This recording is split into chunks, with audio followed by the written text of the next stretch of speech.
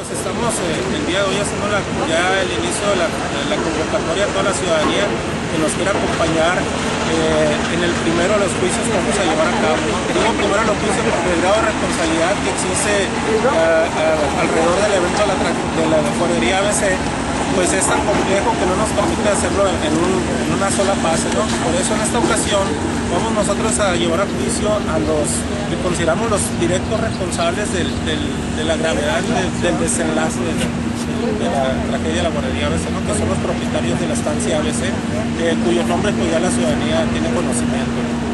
Ya se le hizo una invitación a personas relevantes de la sociedad hermosillense para que se representen las figuras de juez, de secretario, de fiscal y de defensor oficioso en caso de que los dueños de la guardería, que serán previamente convocados a que asistan, decidan no enviar un defensor propio, ¿no?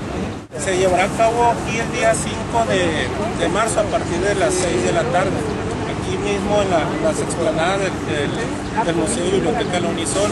La invitación es para la ciudadanía, es en el sentido de que queremos que se les abrirle un espacio a la gente para que se manifieste. Ya la mayoría de la sociedad hermosillense y de Sonora, de todo México, tiene bien formado un criterio de la responsabilidad que existe en la tragedia de la ABC y queremos que se expresen y que lo manifiesten.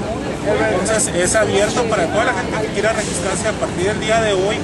Habrá una mesa de registro de 5 a 8 de la tarde, aquí mismo en la Plaza Emiliano Zubeldía. Lo único que estamos solicitando es que se presente con una credencial de lector y pues con ganas de participar en un ejercicio democrático, abierto, ¿no? Totalmente, y sin ánimos de linchamiento. No se trata de desligar de su obligación a las autoridades competentes para impartir justicia, que son las autoridades judiciales, ¿no?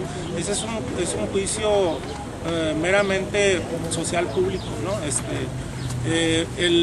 Por lo tanto, las condenas no tendrán nada que ver con decir tienen tantos días o tanto tiempo de cárcel o de ese tipo, no, al contrario, la gente se manifestará y se hará un exhorto a las autoridades para que cumplan con su trabajo, que tomen en cuenta la gravedad de los hechos, para que eso será en sí el tipo de veredictos que se den.